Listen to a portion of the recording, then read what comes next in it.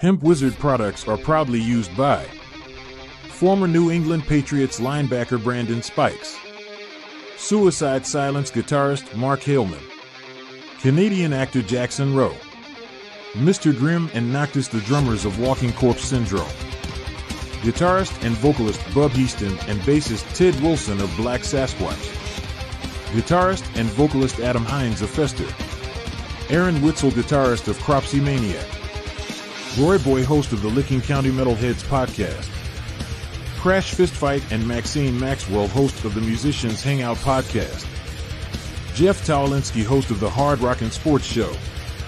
You too can give your beard the magic touch and treat your skin to the finest. The Hemp Wizard signature series artists are Walking Corpse Syndrome,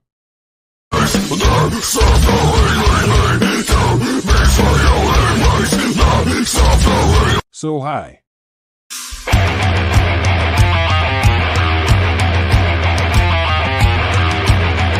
Black Sasquatch,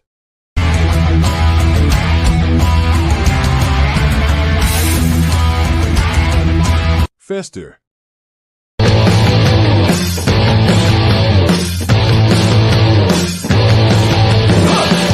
You can give your beard the magic touch by going to hempwizard.net today and rock out with your... Just kidding.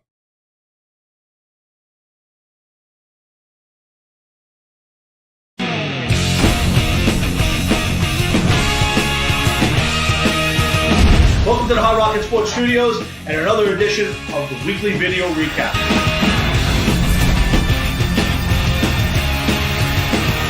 The March 31st show kicked off with another unusual topic, golf. More specifically, Tiger Woods.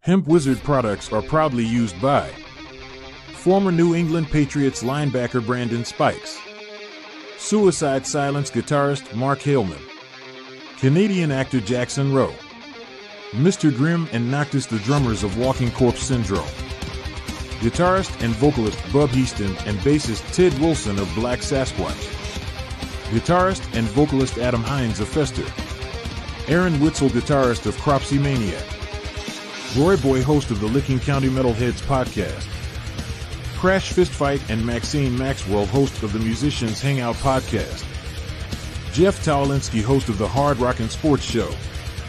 You too can give your beard the magic touch and treat your skin to the finest. Visit hempwizard.net today and use code 20OFF to save 20% off of your entire order.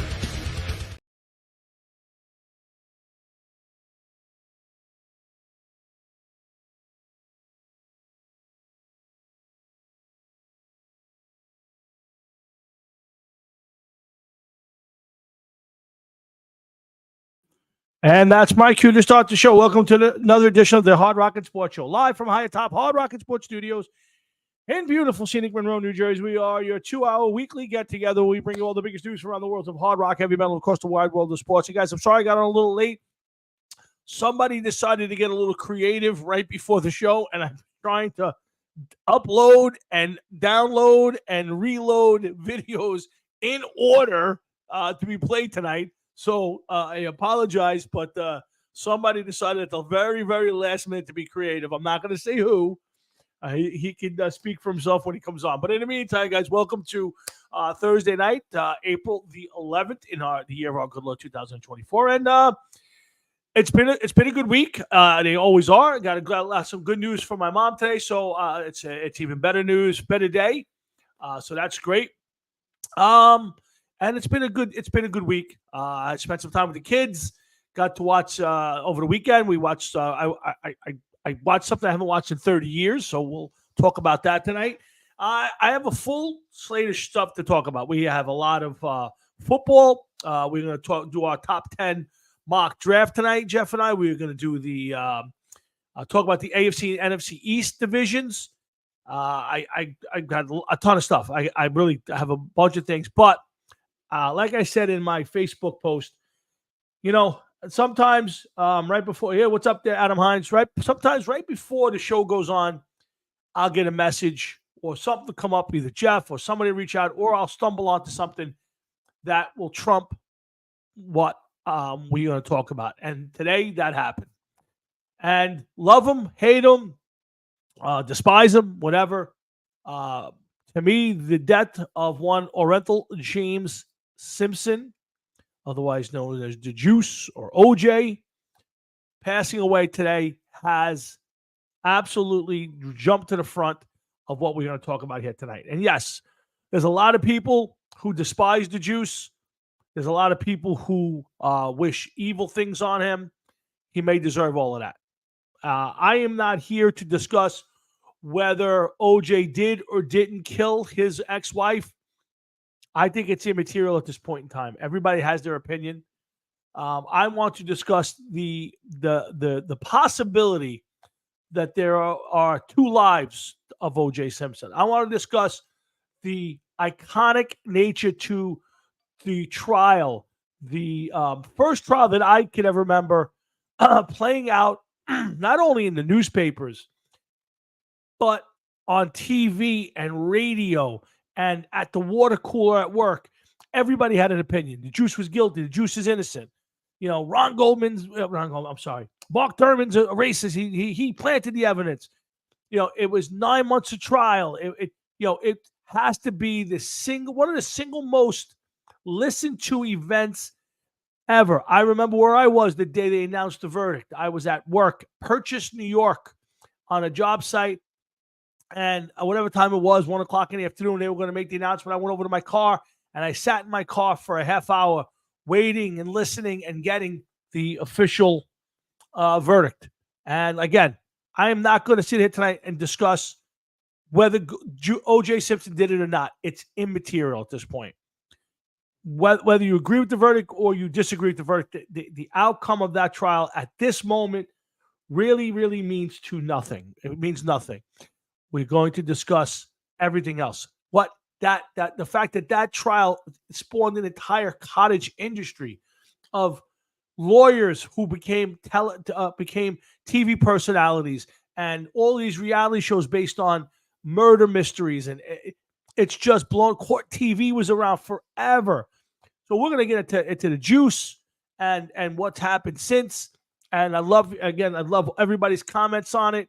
Again, we're going to talk a little bit about WrestleMania. We're going to talk Yankees. We got a lot of football stuff to talk about. I'm trying to get my notes up right now. But again, there are certain times where things get pushed into the front, and this is one. So let's get the show kicked off. I kind of want to lay the ground rules and the thing. And we do have some videos that I'm going to play from the great beyond. But I wanted to kind of set the tone for what I'm looking for tonight out of the show. So let's get the show kicked off. And there's only one way to do that. I got to bring on my good buddy and my pal, 40 plus years, Jeff Giants Draft Bo Nix Tomlin. What's the matter? You know what it's about, man. I have no idea. It's sad that a thug would get any kind of recognition. It's sad that when the whole entire world and everything in it pointed towards him walks away scot-free after destroying lives and changing people's worlds forever. It's disgusting. It's absolutely disgusting. Well, listen, I'm with you on that. And hold on, let's back up a little bit. First up, Jeff, we have to start the show the way we always start the show, and only way this show kicks off. Jeff, how was your week? It was good. Now, Jeff, before we get to the Juice, we had a couple of big things happen the last week since we closed the mics last Thursday night. First we had was a earthquake, and a fairly sizable one. Now, I was driving during the earthquake. I did not feel the earthquake. Till the second one at night, I did get that one. Jeff, where were you, and did you feel the earthquake? Oh, I felt it. I thought that, first of all, it's a very unnerving thing, especially when you don't know what's going on. Not that I was scared, but it was just like, what is that? And as I'm trying to figure out what it is, by the time it disappeared, I realized, I was like, holy shit, it was an earthquake. I thought that I had overloaded my washing machine. And that was a lot of people. No left. The lady downstairs from me thought the same thing. My wife checked in on her, and she said, I thought that your washing machine was off kilter and it was banging on the floor. Mm-hmm. That's what it seemed like. I don't know if my house moved, because as I was concentrating on the noise, debating whether I should run out of the house because I thought it was going to blow up or something, I didn't even think to look at anything else. And then I was in the shower for the second one. So, okay. Yeah. So I was driving on the BQE, and I had no idea. My wife called me during my drive and said, "You okay?" I said, "I'm fine." She says, "We had an earthquake." Mom, we had an earthquake. And after a couple of minutes, she was going to call. We were trying to reach out to my parents, just make sure, everybody's okay. I reached out to my office, and they were like, "It was an earthquake?" I said, "Yeah." My wife just told me it was all over the news. It's an earthquake. And my office didn't know. They said they thought the building shook. Maybe they were doing work someplace and this and that. And but yeah, it's something you don't experience. Yeah. Now at night, about, I don't even know what it was, 6, 7 o'clock, I was sitting on my couch watching TV, having a beverage, an adult beverage. And all of a sudden, the house just kind of quick shake. Boom, boom, boom. And you're right. It's a little unnerving, I have to admit. The first one was about 15 seconds. I don't know much about the second one. I was in the shower when that happened, and my wife didn't make it seem like it was a very long one, to be honest with you. No, it was not. It was maybe 4 or 5 seconds. Yeah, so big difference. Next, and then, of course, everybody's big thing was the eclipse. And I have to tell you, I could care less. I was driving. I looked up, and I said, all right, it's going to get dark soon. It never got dark. I didn't see a cloudy day, like it was going to rain. That's all. I think, most people, it was a huge event. To me, earthquake huge, eclipse not so huge. Now, maybe if I was someplace and at 2 o'clock in the afternoon on a bright sunny day for 4 minutes, it got pitch dark, I might go, ooh, ah. Short of that, Jeff, I've seen better moons when you pull your pants down. Yeah, there wasn't much to it. Yeah, wasn't much. Look at it. I looked up. I said, okay, all I see is bright lights. I can't see anything. All I see is the sun being hidden by something with a lot of clouds. All right, I'm out. That's about it. Biggest waste of time ever. So anyway, so again, Jeff, I was going to lead off the show with WrestleMania, okay, which I got to watch or had to watch or must watched, and I'll tell you the story later, for the first time in probably over 30 years. But again, like I said in the open and on Facebook, every so often, as I'm about to start the show, something pops up. Now, sometimes it's something you bring to my attention or something I might catch on the way home.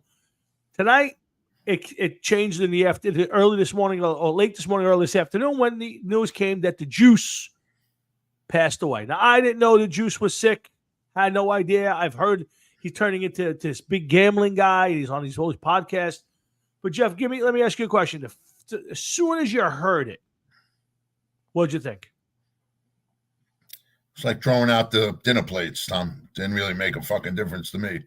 I thought the guy was a piece of shit for what he did. Evidently, you feel differently, but I really don't care. No, I really don't care. I really don't feel differently than you do. I really don't feel differently. I think I in my heart, do I think he did it? Yeah, I do. Again, he was proven innocent. I don't think that excuses it, but he was proven innocent. At that point, he became a pariah, and then with all the other stuff that happened afterwards, at some point, it just to me he became irrelevant. But I also look at it. There was two different lives of OJ, and that's the thing I wanted. The public life or the public life, and then what was behind the scenes and what happened from June 12th, 1994 on. From before that, the Juice was one of the, if not the most beloved people. I don't care if you were the most racist guy in the world. You loved OJ. Everybody liked OJ. The guy was running through airports. He was getting your rental cars. You know, he was a commentator. Some of the funniest movie lines of all time. You know, he was in the Towering Inferno. He was in the Naked Gun movies. Look, I understand all of that, and I hear what you're saying, but you know, I cannot excuse and look past any of that. I just can't. I can't. Okay, and that's fair. And Frank Catalano, I get it. You know, he should never be forgiven. But again, the teachings, you know, at what point did the teachings that we grew up with, where they told you, you know, if you were sorry and when you died, God forgave you and you moved on. I'm not saying that's what's happening. I'm not saying that he should have eternal rest. Well, I think those videos are going to shed some light on this. Oh boy, do you want to play these videos now, or do you want to wait? You can play the first one while Frankie is here. All right, hold on a second. Jeff conjured up from the great beyond the Juice. I was contacted. Okay, so the Juice has reached out to Jeff and gave him a series of videos that I had to begrudgingly upload at the very last minute. But for my partner in crime, I do many things. So the first of the 3 videos, here it is. Hey, Tommy and Jeff from the Hard Rockin' Sports Show. It's your old friend O.J. Simpson. Yeah, I ain't been this happy to be on a TV sports show since I was hanging out with Howie Cosell. Anyway, you know, it's a shame that I died. I like it around here. This is a nice setup you got. I would have been a special guest star like once a month if you wanted me to. I could come back for the draft if you really like, but that's up to you guys. You know, I'm going to be busy for a while, say like forever, because I really don't know where I'm going. There's a lot of shuffling of papers, and nobody really knows where I'm going to be for the rest of, like, forever. As soon as I find out, I'll let you know. But listen, you be good, and I'm gonna send you another video. Just I like it here. Oh boy, I see where this is headed. All right, so Jeff's first contact with the Juice, and again, guys, don't take. I don't want to take it. I might take it the wrong way. I as a guy who I met OJ, and if I knew Frankie would laugh. I met OJ, and he couldn't have been a nicer human being to me. Now he wasn't stabbing me or trying to cut my head off. And again, I did not want to make this about the trial. I wanted to make this more about the chase of the Bronco. You know, how iconic and how much, as bad a situation as that was, nobody who was alive at that point will ever forget where they were when the Bronco was going down the highway. I was home. I was living on Jefferson Avenue during my first marriage. I was watching the Knicks game, and it popped up. And all of a sudden, that was Friday night. Yep. And I fell asleep. I was watching it, and I was passed out. I woke up hours later. Now, this is the days before DVRs, before you could go on the internet and find things. And I missed most of it. I didn't see the end of it, only on whatever tape was out there. But it's one of the most iconic moments that people will never forget. And whether or not you believe he's innocent or guilty, the trial brought a lot of stuff to us, Jeff. It brought us into what DNA is. It brought into procedure, you know, what things are permissible and circumstantial. And, you know, we're all going to remember where we were when he put the gloves on, which is the most ridiculous thing in the whole world. Everybody knows that those gloves were full of blood and they dried up and they were smaller. Stupidest, you know, Marcia Clark and Darden were morons, and they got out-lawyered by a bunch of high-powered, highly paid guys. And you know, well, that's my point when I say this. Money got him off. Yep, absolutely. He got the best, and he took a roll of the dice, and money got him off. If he had subpar talent around him, he would have been in jail all his years. Well, I'll tell you this. Here's why. Only when I'll disagree with you. I believe race got him off. That jury was 8 black people, 2 mixed race and 2 white people. I heard it twice today. I don't know this to be a fact, guys. If somebody wants to fact check it, please do. I was told that the trial lasted 9 months and the jury deliberated for 4 hours. Now, if that's true, to me, the minute that OJ walked in and smiled, and those people listened to Mark Furman and then listened to those lawyers blast that guy, they'd already made up their mind. Like that, to me, you could have ended that thing in 2 months and got the same, verdict that you would have got waiting 9 months. Yep. So that's right, Adam Hines, because that was right around the time 2 years, all of those riots in LA. 2 years after the Rodney King and all that stuff. Yeah. That's so right, yeah. So again, whether or not he's guilty, again, for tonight, it's kind of immaterial. We all probably sitting here going, the Juice is guilty. Guy killed 2 people. He got away with it. He deserved. At that point, that's the justice system. There's some people out there that actually doubt that. Oh, absolutely. Oh no, there's people. I heard a ton of it today. His son did it. He covered his son. Well, that was a theory that was out. Listen, this is the only thing I could say. Okay. Yeah. He might not have had a knife in his hand physically. Yeah. But he orchestrated that.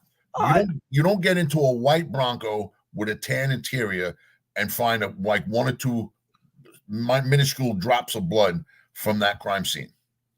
I agree, but you also, and again, I don't want to get into debating the thing, but you also don't get into a white Bronco with tan interior after cutting 2 people's heads off and only come up with a couple of small drops of blood.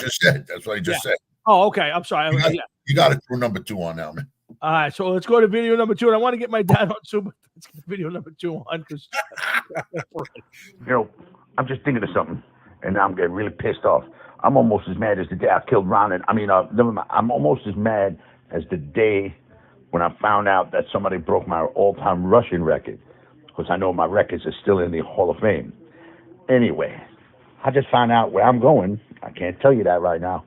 There ain't no white women. You believe this shit?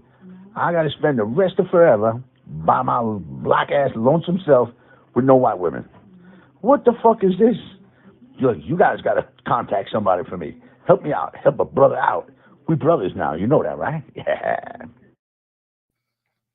The Juice is worried about white women. Did he slip? What do you mean? What he said something about killing he did slip. Yes, he did slip. He did make an admission. But let's get my dad on. I'm sure, hopefully, he wants to talk about something else. But let's get my dad on, see what he wants to talk about, and then we'll come back to Part 3. Yes, we got part 3. We got WrestleMania. We got NFL draft. We got a ton of stuff. Stick around, guys. It's going to be a long show. Give me a second. Let's get my dad on. What's up, Pop? Jeff, you never amazed me, Jeff. You never did. How are you? Oh, God. What's up, Pop? What do you got on your mind this week? I don't know. You got so much. Whether he's guilty or not, that's for him to take with him. Where if you believe in the hereafter, that's for him to live with the rest of eternity. Absolutely. And somebody's going to judge him. And I saw a cartoon, Jeff. I thought of you today from one of them, a friend of mine. It was about. It shows you a jet fan just died. Tell me if you heard this before. No, I'm waiting to hear it. And he's in front of St. Peter. And he says to St. Peter, I know I did a lot of bad things in my life. And I know you're going to send me somewhere where I'm going to suffer. Could you tell me what's going to happen to me? St. Peter said to him, you're not going to suffer. For 50 years, you've been a Met fan. A Jet fan. That's enough suffering for you. Sadly, yes. Sadly. And I'm sure Tommy will remember. I don't know if you remember, Mr. Florio, when the New York Rangers won the Cup in 1994. Remember the shirts, Now I Can Die in Peace? Yes. Sure. Yeah. If they ever win, you'll see them around here again. Yeah. Oh, boy. So I know. To be honest with you, it's not my concern. All it goes to show me something that everybody knew. If you have money, you can get away with murder. Yeah. And if that you don't think that's the bottom line, you could say it was racism. You could say it was this, that. It doesn't matter. He's dead.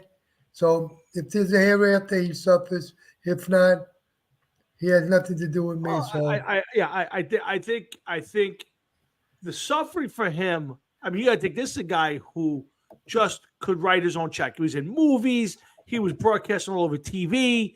I mean, this is one of the most popular personalities, let alone athletes, of the entire 20th century. Up till June 12th, 1994, this guy was just one of the most popular people there ever was. And that's the way it was. And his suffering was, and again, hopefully he's suffering more, but his suffering was becoming a pariah in this world. And it's the one thing that he wanted was to be loved by everybody. And he was. And to me, mostly by white women, though. Well, according to Jeff's video, yes, I agree with that. But yeah, I mean, in general, I mean, listen, I met the guy, walked up to him in the middle of dinner, and the guy got up and in the middle of dinner, came over and put his arm around me and hugged, gave me a hug and, took pictures with me, and couldn't have been a nicer human being. Again, well, he was. Obviously, that's what it's all about here. Right. It's publicity. You had a relationship with OJ. Oh, call it a relationship, but this is news that I don't need to hear.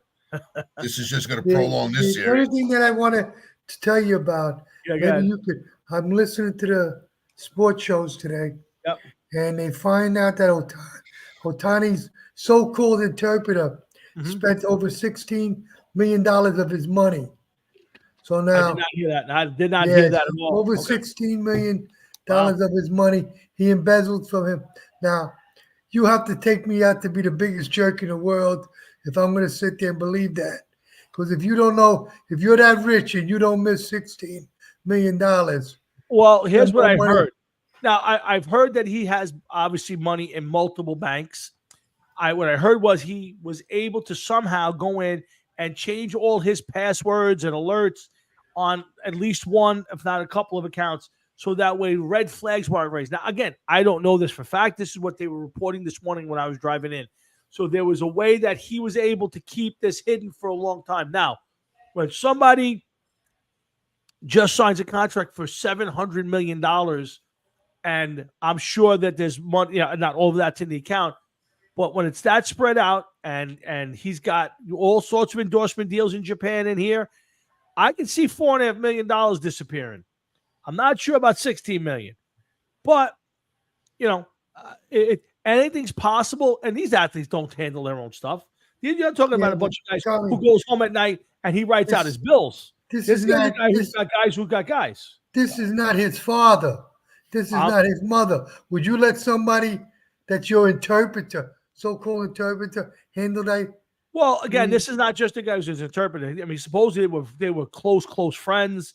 This was, this wasn't somebody who he kind of happened to sign with the Dodgers and they signed him. This was a guy who was a personal friend of his. So I'm not saying, just my personal friend's a brother. I ain't giving him my bank account numbers, but we're close. I wouldn't ask you to get me a Diet Coke at this point in time. Yeah, exactly. So, I mean, is it hard to believe? Yeah, but I've heard dumber things. I mean, how many times, Dad, do you hear about a musician or an actor who works his whole life and then all of a sudden look up and the guy who handles his money took $50 million? Well, you say, well, how do you take $50 million? He didn't pay attention to his money. How many of those guys are involved with extracurricular activities that they're doing God knows what, that they're not paying attention to anything? So, like, money is just disappearing and going out the door.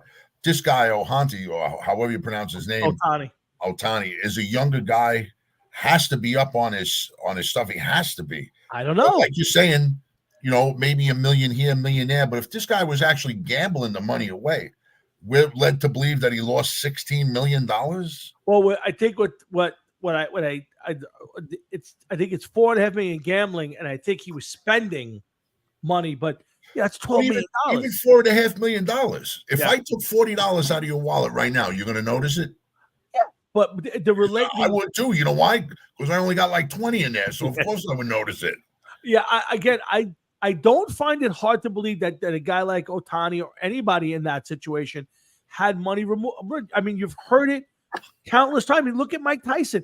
Mike Tyson said 1 minute I had $400 million, and the next minute I had $4 million because the money was going out. He wasn't paying attention, And then when he finally woke up one day and said, "Hey, how much money do I have?" They went, "Oh, it's all gone." So it's not. It happens all over the place. I'm not saying that it did or didn't happen. I'm just saying I could see it happen. What scares me about the situation? Don't scare me. I mean, what I'm not starting to see. The first thing they did was to make sure that this guy said he never bet on a baseball game. So they're covering somebody for that. You can't tell me who the hell was he? What was he betting in April, May, and June? Well, I don't think he was betting. I don't think. I listen. I pray and Carl Graham with his. I don't know. Listen. I don't know if we'll ever know if he actually bet baseball. I'll assume that he hasn't because I have no physical evidence in front of me that says he bet baseball or he bet anything at this moment. Now, I don't think this story is over and done with. It keeps popping up. It keeps popping up, and I think until the bookie goes to jail because the feds will already looking at him, that could turn into a big story. I don't know the answer. It already is. It's a big story. It's a huge story. And not for nothing, Carl brings up a good point. Baseball is not what it once was. They can't afford to take a hit like this. Oh, of course. Listen, they have to make this disappear one way or another. 100%. Definitely. Your baseball, this would be, they have basically put this guy out there as, the mega star. He plays both ways. He pitches, he hits. He's the biggest star, not only in America, but internationally. There's a guy who's huge in Japan, and I'm sure in other places. This would be a huge blow to Major League Baseball if he was betting on baseball and had to be, given the death sentence, and he'd have to be. He'd have to be. So I don't know where it's going to go, but I don't think we've heard the end of it. But I'll leave you with this. Yeah, Bob. They were talking about it today, and what they're saying is. He doesn't. When they question him, he's the only athlete in any sport that when he gets questioned, won't answer questions. Doesn't have to. Even when they caught Rodriguez, A-Rod, he had to sit there, as guilty as he was, he had to say what he did. Yep. Paul Horning. We can go up and down the list. Mm-hmm. Everybody had to answer to what they heard. If you ask him a question, he will not answer it. Again, do I think there's more to the story? Do I believe that this guy got a $4.5 million baseball betting line, a betting line through a bookie, not through DraftKings or he got through a bookie without Ohtani knowing or being involved? I don't. I firmly believe he was involved. Do I have any proof? No. I can only go by what they tell me. And yeah, Pop, you're right. He is never going to answer for this. If you see already, Tommy, yep. And I live what they're doing now, they're separating it that even if he gets caught, that Ohtani knew about it.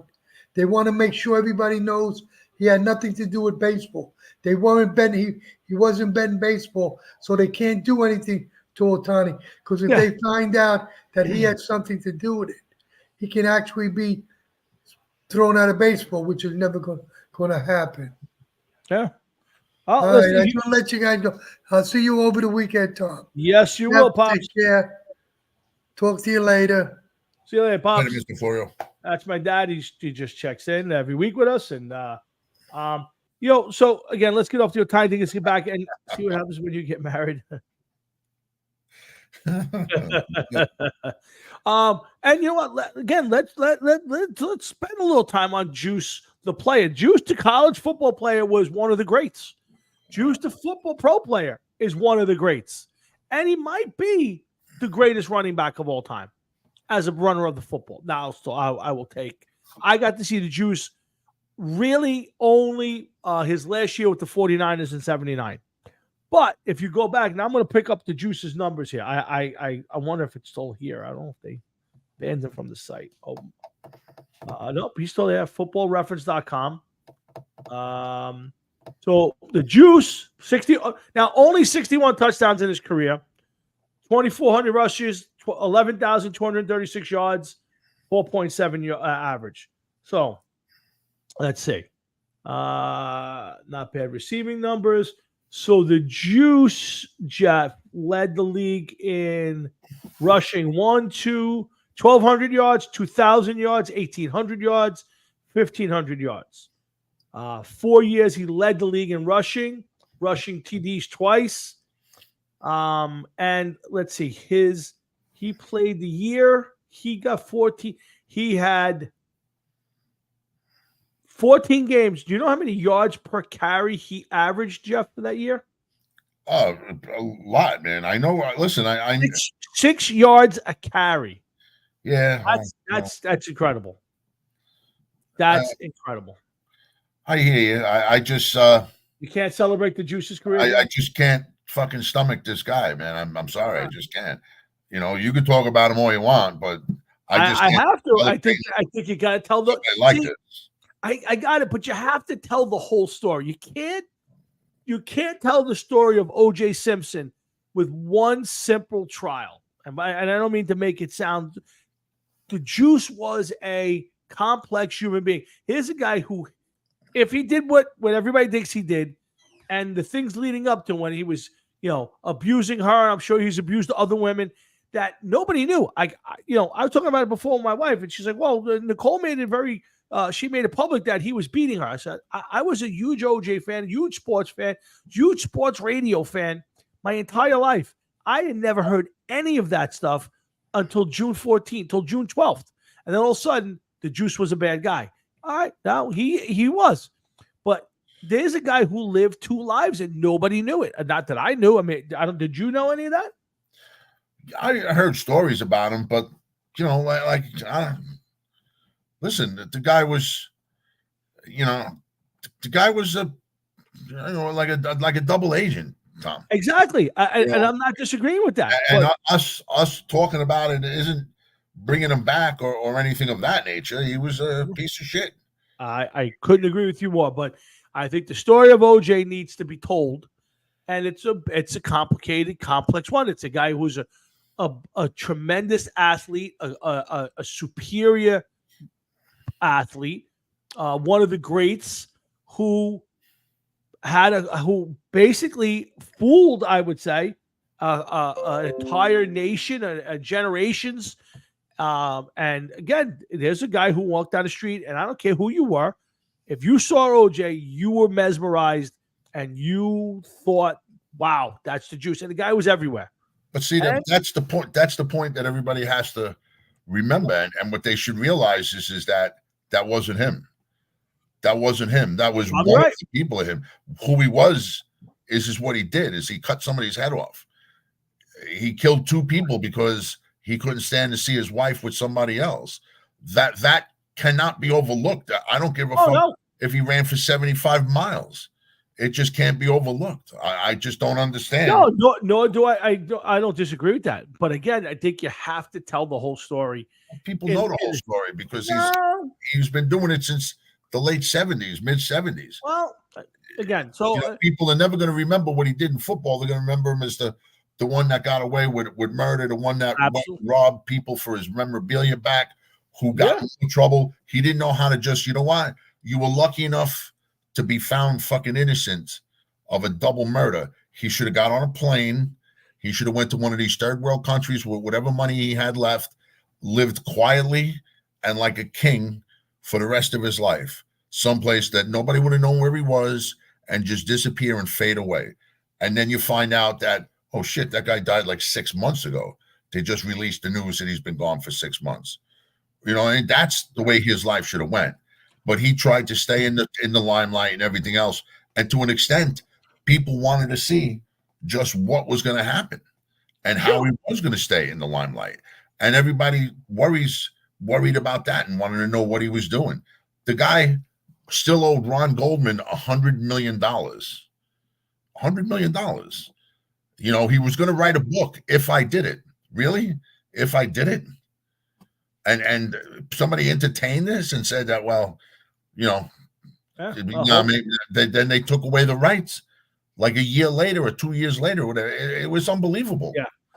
Listen, nobody said the Juice was a smart guy. Again, I think his the worst thing He that didn't write the book, Frank. Yeah. He didn't. No, he wasn't allowed. There's a law that you can't make money off cash in on a crime. Yeah. But again, he was found innocent of the crime, so I don't know.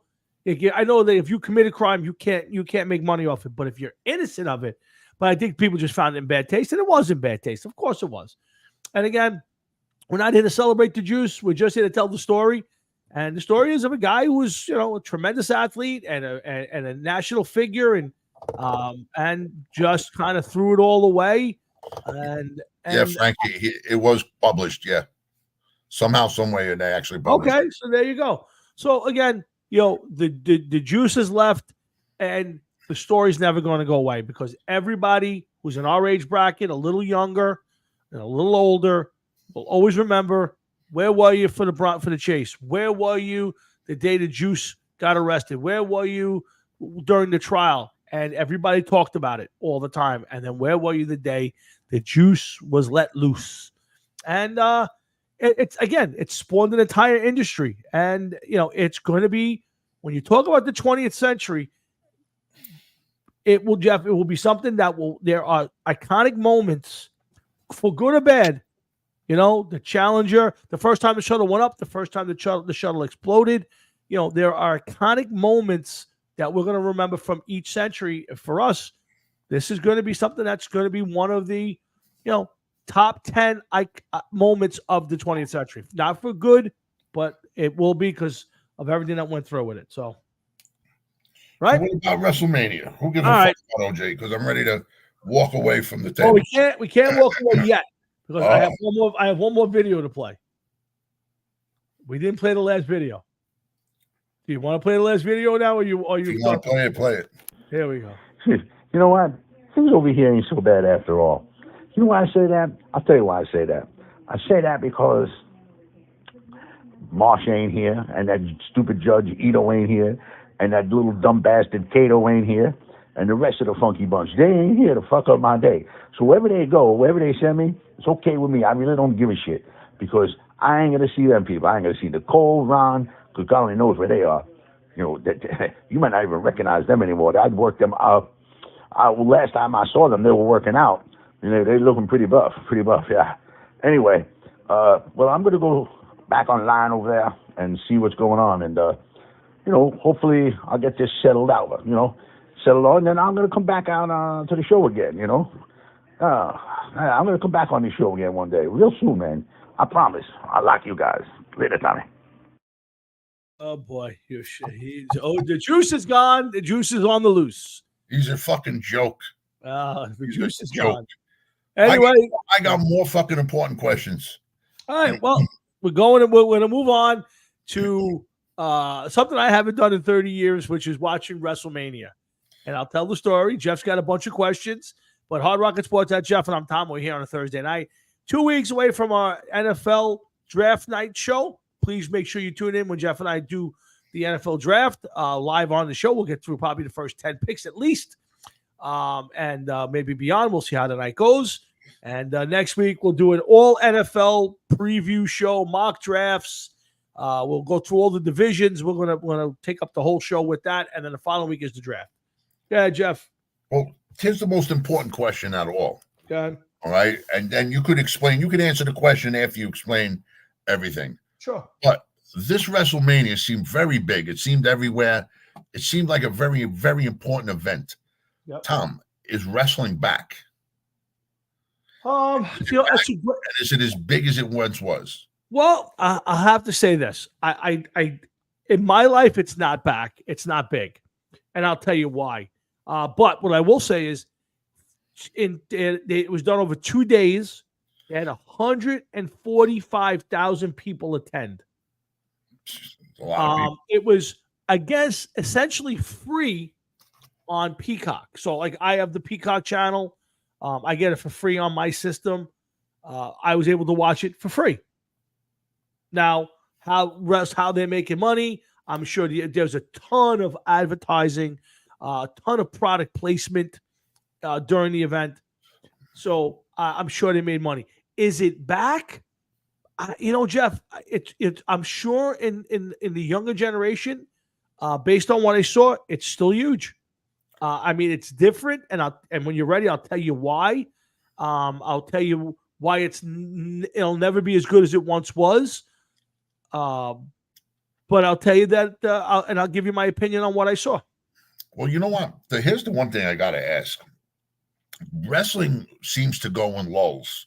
Seems to be peaks and valleys with wrestling. All right. Is the wrestling on the upswing? And when you say that it's never going to be big to you, is it that it just hasn't piqued your interest yet? Or you're not interested at all? Did you need larger than life characters to carry the whole wrestling? Because now they all seem to have names. Nobody really has a gimmick. Yep. Like somebody like The Undertaker was a gimmick for how many years? He's not even in the WWE anymore. The Rock, Triple H. There doesn't seem to be those people anymore. You hear names and you'd be like, who are these guys? Is that what's missing from wrestling? Or do they need characters? Well, I think that's one, but two, here it is. Here's what it is. It's a bad reality show now. And here's what I realized when I was watching it. I turned it on because my stepson and my two sons were over, and Gary said, Tom, let's put on WrestleMania. And I said, it's a pay-per-view. No, put it on, blah, blah, blah. So I put it on. And I'm watching what I can best describe as a pregame show. There were 4 commentators, and they were talking about, Roman Reigns and, Cody deserves a shot. And, can he be big enough? Can he? And I'm sitting there listening going, 2 days ago, I watched The Rock get interviewed and tell me that, weeks and months ago, it was decided he was going to be a good guy, then it was going to be a bad guy. And then I watch another interview where Triple H says this whole thing was decided back in October. And what I mean by when I say that is when we were growing up, there was the hint that this was possibly real. Everybody stayed in character. Nobody came out of character. Everybody, everybody you saw, they were always in character. They hated the other guy. They hated this guy. And it just was the hint of, could this possibly be real? And now you sit there and I'm going, this ain't real. How am I having a pregame show? You already know who won. Like, it was just a bad reality show. That's why, to me, I could never get back into it, because it's fake. We all know wrestling was fake now. We understand that. But it's almost just a TV show. It's just like turning on and watching a sitcom. That's all it is now, with just really good athletes. Well, maybe so. And, they're only going to tell you so much. They can't spill the beans on everything. No. Because then it ruins everything else that's 100%. coming down your way. So they have to say certain things. Yep. And not for nothing, to come up with a storyline that elaborate that it started in October, and wrestling is on once or twice a week or whatever it is at this point in time, and you're carrying that storyline October, November, December, January, February, March into April, 7 months. That's a long time. Yeah, no, listen, yeah. I don't know if they carried it that long. I don't know. I've never watched wrestling. Any of this. This is just what was being explained. But when I'm sitting here watching The Rock talk about how him and Triple H or him and this one were putting this whole thing together, and he was going to come out as a baby face, and then he said it's better if I come out as a heel. Like, when I go to watch it, there has to be something I'm buying into, and if I know that he's completely acting, for me, wrestling was all about, was it maybe, could it possibly be, what's it called, kayfabe? That was the fun part of it. Now it's just reality TV. It's just made up situation comedy, reality show. And I couldn't buy into it. There are some tremendous athletes. I think the wrestling was better than I've seen. There was a lot of real wrestling. The problem was every single match, somebody was throwing somebody through a table. Every match, you had to drag a table into the thing, or they went out to where the announcers were and they took everything off the table, and then they body slammed the guy through the table. Everything was about slamming somebody through a table, and I was like, I can't take it no more. I want to hit myself in the head with a tack hammer. I want to address Frankie's question right there. Frank, very easily. Oh. When wrestling was on back then, when WrestleMania first started, before the internet, think of that right there. Before the internet, there was no forums. You had to wait for wrestling magazines to come in, into the stores. What wrestling magazines would you see? Were you lucky enough to find any footage of some of these other wrestling territories? You were forced to believe what you saw on the air on TV. It was a lot different back then. Now you can follow a wrestler pretty much 24/7.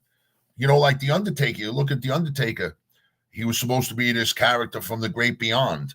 Now all of a sudden you find out he's married and has kids. So it's like, was The Undertaker capable of actually having a relationship with somebody? That's not what we were meant to believe. Look at Kane. When Kane was in wrestling, this is somebody that was burnt. When they first brought him out, his face was burnt. All he did was rub charcoal on his face. And then within a couple of weeks, that was gone. Then he started to grow hair. He used to have a tan line from shaving his head. Some of the things that they did. And then once the internet, that was it. It was over. That was it. It's so different now. Tom, I give you credit for sitting through it only because you didn't know the people. You didn't know the storylines. It had to be hard. Well, Frankie evidently watches a lot of it, so he knows what's going on. To be honest with you, it didn't seem like a lot of storyline to me. It didn't seem there seemed to be a storyline that I could pick up on with the Cody Rhodes versus Roman Reigns, the championship match, the final match. This has been brewing for a year or something. Yeah, it didn't seem to be a lot of the other matches that there was this big storyline like the old days. And I think that's part of something that I would like to have is the storyline. You want to buy in. You want to say, I hate that guy or that guy jumped in. Now, I will say this. I thought all the matches, again, there was some decent wrestling. All pretty predictable, but pretty good. The last match was super predictable, and I'll tell you why. All they kept saying was, Roman Reigns has been the champion for 1,483 days. Roman Reigns has been the champion for 1,483 days. And you go to yourself, he's losing. Because there's no way in the world they're going to keep announcing, the only people had more was Bob Backlund and Bruno Sammartino and Hulk Hogan. And you just said, it's coming to an end. If he wasn't going to lose, they would not be. But they're harping on it that he's had it this long. He's had it so long. So I knew he was going to lose. That's the first thing. Second of all, you knew, Jeff. Why am I wrong, Frankie? And the storylines when we were kids were much more fun. There was simple storylines. There was no way. There was nothing to slip through the cracks. You had to watch every week. Maybe you were lucky enough and you were in a fan club or you got a newsletter or something somehow, some way. Yeah. But it wasn't like it is now. Frankie, here's the thing. I get your point, but it can never be what it was because then there was a hint that it was actually real. Like you had to go, oh, of course it's fake. It is, right? Like it's fake, right? But they all stayed in character 24 hours a day, 7 days a week. You didn't see them slip. Now, the day before, they're all hanging out, and then the next day you're supposed to believe that they hate each other and they want to rip each other's arms off. I can't buy into it. So while there's a decent storyline, it's fake. It's reality TV. Back then, at least you bought into the story. Jeff, am I wrong? Tell me if I'm wrong. Tom, first of all, let me ask you this. I don't think you're wrong, first of all. I definitely understand the point that you're saying. I think that wrestling is something that has evolved, but we did not evolve with it. Exactly, sure. We're talking about the storyline. Let's get everybody that may be watching up to speed. When you say storyline, how far back are you talking about? Are you talking about Hulk Hogan? Are you talking about before that? Are you talking about after Hogan when it was The Rock and Triple H and Stone Cold Steve Austin? What era of wrestling are you specifically targeting? I'll go back to when I first started. The first real storyline I remember was watching Bob Backlund and Chief Peter Maivia, who was The Rock's grandfather. They were a tag team. And one day, in the middle of a match, Chief Peter Maivia turned on Bob Backlund, and they got into this war of words. And he beat the crap out of Backlund, and that was the storyline. He turned on him. He's this and that. And it became this whole run, and then they had it culminated in a match. And I'll give you the bigger one, the Andre the Giant story. 1 minute Andre and Hulk Hogan were best friends. The next minute, every week you started seeing little faces and little things happening. And you could see it was building up. And then all of a sudden, Andre the Giant became jealous of Hulk Hogan, and that became WrestleMania 3. I'm not telling you that they did with these in-depth, deep storylines. I'm telling you that there was a story, it built, and then moved on. But the thing was, you believed it because everybody was in character. Right now, I knew days before that The Rock isn't really a heel. He's just playing a part. And I get it. It was always fake. I get it. But there was always the hint, and people stayed in it. And that's why I can't buy into wrestling today. I can't turn it on to go, I want to watch Roman Reigns beat the crap out of Cody Rhodes. Why? Why? What am I buying into? Well, you know what? Like how Frankie says it was much more comical. Sure, it was. You're right. It was. And how you just said, like, how are you supposed to buy into it when they show this and they show that? And it's like, that wasn't the way it was. It was when Stone Cold, The Rock, and Triple H, and The Undertaker were going after the belt all the time. One of those four always had the belt. Right. And then John Cena came in, and then he got his way in there. And it was almost like these guys would be in a holding pattern until they let him slip in. It was like trying to get onto the highway on the expressway. You got to wait for your moment. And once you're in, sooner or later, you're going to win the belt. And they only use it like a certain targeted amount of wrestlers, it seems. That's the way it seems to me now, when just a few years back. Years ago, you would have Hulk Hogan have the belt for how long? Then you would get a rumor, Hulk Hogan's going to make a movie. But here comes, he's going to fight the Ultimate Warrior. How's the Ultimate Warrior going to turn bad? Who's going to be the bad guy? Is Hogan going to be bad? And it was a different situation, a different time. Now, because of the internet, they have, and the way that every move they're being filmed. There was a video out now that after the Undertaker chokeslammed Rock in the middle of the ring in WrestleMania, they have a video of him running out, followed by security. Like, I guess they wanted to get him out of there. His partner storyline was over. They all ran out. They were surrounded by security. I don't know if he kept going to his car, went in, got out, and that was it. But they all followed him, and out of the arena he was. Yeah, and I thought the match was a good, fundamental wrestling match. There was a lot of good moves. It was interesting. I thought the way they ended it was, you knew that it wasn't just going to be a pin. It was going to be a lot. It was going to be involvement for somebody. And then, first you got a couple of the Reigns' nephews, and then another one got involved. The two nephews went at it, and then another guy got involved, and then John Cena came in to get rid of him, and then The Rock came in to get rid of Cena, and then the lights go out, and there's The Undertaker standing there, and he choke slams The Rock. The lights go out, come back, and everybody's gone. No, and what Carl just wrote, okay, which is very true. There's a lot of stuff going on behind the scenes. Yeah. They have to hide all of that stuff with Vince, which, by the way, I don't know how you guys that are listening, taking Tom, you too. How is it the WWE, WWF, whatever you want to call it, without Vince McMahon? Oh, absolutely.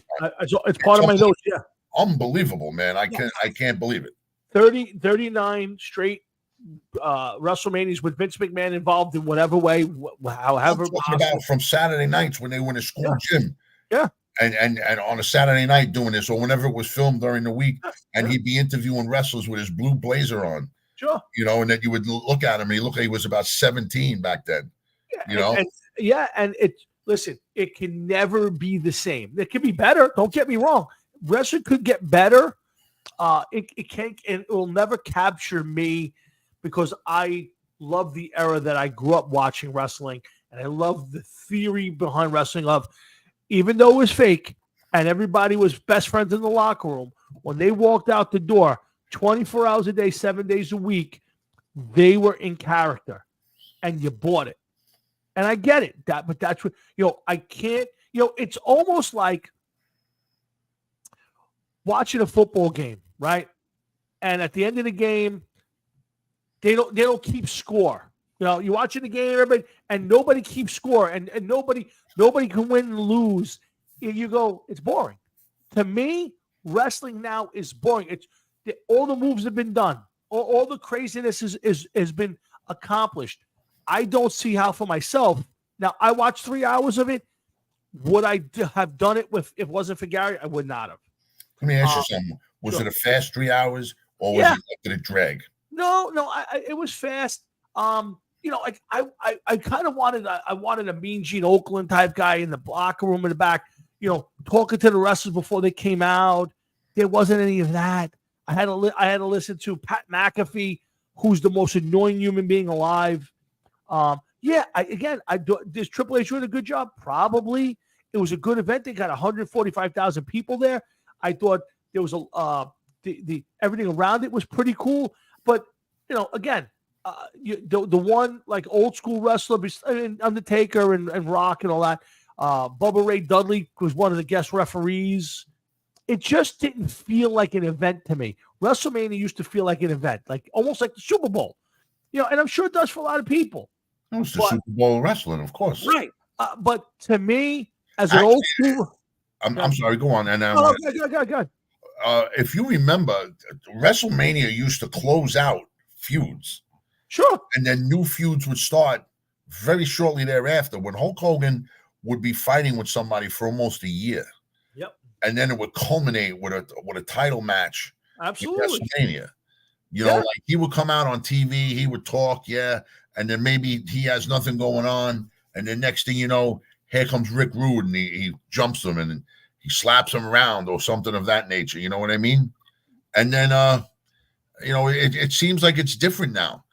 It just doesn't, to me, it doesn't have the same thing. And Frankie, I understand everything I watch and everything that you're saying, but like, I got to agree with Tommy.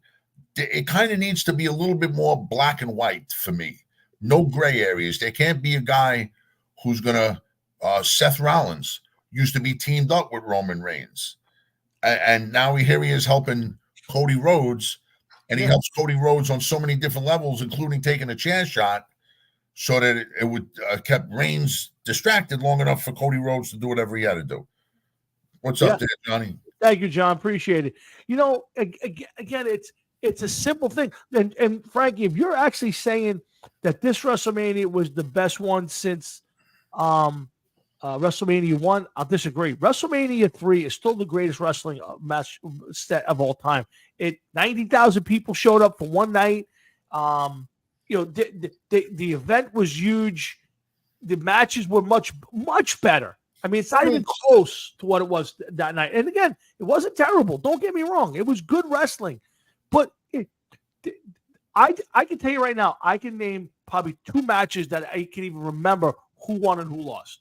Again, I'm not a wrestling fan anymore, but I go back a long way with wrestling. I appreciate good wrestling. It was decent wrestling, but there was no major story to the matches. Nobody out there beforehand screaming and yelling. I just found it to be almost kind of boring. To be honest, you didn't know anybody's mic skills. There was only a couple wrestlers that were allowed to talk on a mic that even entertained. The Macho Man. He used to talk. The Ultimate Warrior used to talk, but I think he was so much on roids and coke, he didn't know what he was saying. Piper was one of the best talkers of all time. I mean, but that was half the thing, was those promos beforehand or going to Piper's Pit. And again, the matches were good, solid. I mean, WrestleMania 3, the best match of the night was Macho Man and Ricky the Dragon. It was one of the greatest matches of all time. You're still talking about, think about this. And Frank, you answer this question too. 37 years ago, and we are still bringing up that match. Yeah. Okay. From Saturday night, is anybody talking about that match 37 years from now? No chance. And the Macho Man Steamboat wasn't even it was a major match on the card, but it wasn't the top match. It was 3, 4 matches down the line. It wasn't even the big match of the night. Again, that's the difference. And again, it was a nice job. I thought they did. The place was rocking. 145,000 people showed up. I'm not all singles. There was a lot of repeat night people. I get that, but you sold 144,000 seats. 145,000 seats. That's impressive. But for me, no chance. 5 or 10 years from now, that is just a WrestleMania. That to me was not an event. And Frankie, I'm a guy who appreciates nostalgia, but I appreciate today's football. I appreciate today's baseball. I appreciate a lot of things of today. I think it's in some ways a lot of this stuff is much better. I think the football today is better than 40 and 50 years ago. But I would tell you 100%. The wrestling of today. Nowhere near the 80s and 90s, not even close. There was no football, or very little football 40, 50 years ago. That was just at the start of the Super Bowl era. Sure. That was football in its infancy. Everything else before that's gone. Records, people, players, teams, gone. Yeah. Yeah. Again, it was, I watched it. I saw the whole thing, but I'm sitting here watching. I'm watching these people talk about the WrestleMania before, and then they're going, I want to have The Rock. And they did this. I'm going, The Rock was going to be a heel, then he's going to be a baby. If he's going to be a heel, he's going to be a baby. I mean, I don't want to know that. Like, I want to buy into the event. You know, I liken it to David Burns' question. Are you all thoughts on the NFL draft right now? Dave, give us 2 seconds. We're going to get to that in a minute. I want to just finish my thought on the wrestling. It's almost like the Jake Paul Tyson fight. I don't really believe this is going to be a real fight. But there's just enough that I think that this could be a real fight that I'm going to watch it. I know exactly what you're saying. You know what I mean? I hear you. And that's the way I felt with WrestleMania. Like, I know it's fake, but I want to buy in. Was it good wrestling? Yes. Was it great? I couldn't find it great. And I would not go out of my way to watch wrestling. It didn't inspire me to watch more wrestling. Let's put it that way. You know, I will say this much. Frank said something earlier, and I know we got to get to football and answer David's question specifically there. You said something about the new feud starting and everything else. That's because how many guys are going away to either heal up, take some time off, whatever the case is. Seth Rollins is going to be out for a while. You know, they had guys pop in and out. The Rock isn't going to be an extra be on every week. Evidently, John Cena's not going to. And what is with John Cena's haircut? Yeah, wow. John Cena got real old and a really bad haircut, and he needs to stop wearing shorts like that. It just don't work anymore. No, but listen, and I thought that was a fun part. Like, I thought that whole was kind of old school. Guys popping in, and the next thing you know, the Cena pops up, and there's The Rock, and then there's The Undertaker. I thought that was actually pretty cool, and it didn't end that way. But you know what that's called? That's called assault. If that was to happen in a boxing match, you know what I mean? Yeah. To Dave on the Tyson Paul fight, I just hope it doesn't turn into Tyson Roy Jones, where they have a flurry and then they're holding each other for a minute and change. You know, I hope it's a real fight. So, but again, I think in the back of my head, I don't believe it will be. I believe it's going to be, you know, two guys going out there, throwing a few punches, and then tying each other up a lot, and it's not going to matter who wins and loses. And you know what? As far as that Tyson fight goes, I'm kind of the opposite, Tom. I don't care if they hold one another up and hold on to one another and hug one another. As long as Tyson throws a couple power shots at Jake Paul's head and tries to knock it off his shoulders, I'm good with them holding one another for 2 minutes, and then he fucking just fires away and tries to kill him. That's what I would like to see. Again, I'm with you, and I want to just feel like it's a real fight. The Roy Jones Jr. fight was not a real fight. I watched the entire thing, and I almost bet beforehand. I bet Tyson to win, and just before that I said maybe I'll take this to be no winner. And I said, you're going to get your fucking wish on this one, dude. There's no way under the sun, if this is a real fight, that Jake Paul knows how to spell his name the next day. Yeah, I believe that. And if Jake Paul goes out there and beats the crap out of Mike Tyson, I'm okay with that. Make it a real fight. I don't think it's going to happen, but I'm kind of rooting for Tyson in this one because he's an old guy like me. So I kind of want to say the old guy won. I want it to be a real fight. Roy Jones Jr. fight. If anybody tells me that was a real fight, you're not paying attention. That was a money grab, and that was a way to try to kick off something that didn't get kicked off. They wanted to do an exhibition of old time boxers. Yeah, and I get it. That was a terrible display. Mike Tyson and him must be buddies, and Tyson didn't want to hurt him. All I can tell you is I think this one's going to be different, and I'm looking forward to it. So July 20th, we'll find out, and they're both talking a little bit of smack, and that's okay. But if they go out there and it resembles a dance off, I will never tune it in again, never ever. So Yeah. So anyway, Hard Rocket Sports. That's Jeff and I'm Tom. We're every Thursday night. We kicked off the show with a lot of O.J. Simpson, and we got our points of view out on that, and we played some videos from the Juice from Beyond. If you want to see those, let me know. I'll play them again later. In the meantime, we just finished up on some WrestleMania. Again, first time I watched WrestleMania in over. I would tell you, the first time I watched a live. I want to go get a drink real quick. First time I watched a live WrestleMania since probably '92. I think that's the last time I watched a live WrestleMania. I've seen a good part of them now. Like I've gone back on the Peacock Network and I've watched a lot of them. But again, entertaining. I did not waste my night. It was fun to kind of watch it and remember the old days. But I would not tell you I am a fan and will come back to it ever again. So Knicks are on the screen, up 44-41 over Boston with 8 minutes left in the second quarter. Rangers have a big game tonight against the Flyers. I think a win and that seals the deal there for them.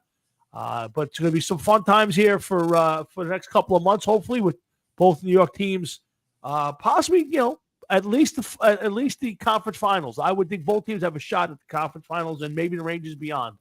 So, and a good turnaround by the Mets lately. Big win today. Got showing a little bit of life. I think people were giving up way too early on them, but listen, it's a long season. They have pitching woes. I still think they got some batting woes, but a good turnaround in the last couple of games. And the Yankees have been great. I know they lost last night, but 10-3 is a great start. Keep building on it, and they're doing it without Judge hitting. A lot of guys. Right now, you're living off Volpe, Soto, and a few guys at the bottom of the order, Cabrera.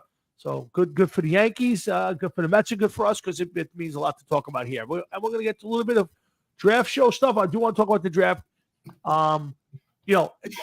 Again, I think there's a lot of room at the 4 and 5 for trades. I now like to predict trades.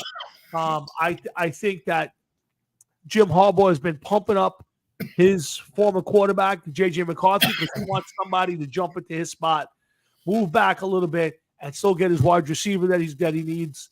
It's going to be interesting. Listen, the draft, I think, first 2 picks are locks, Jeff. I think, for sure. Obviously, Caleb Williams is going number 1. Question is going to be number 2 for the Redskins. Is it going to be Jane Daniels? Is it going to be Drake May? Could it possibly be J.J. McCarthy? I don't know.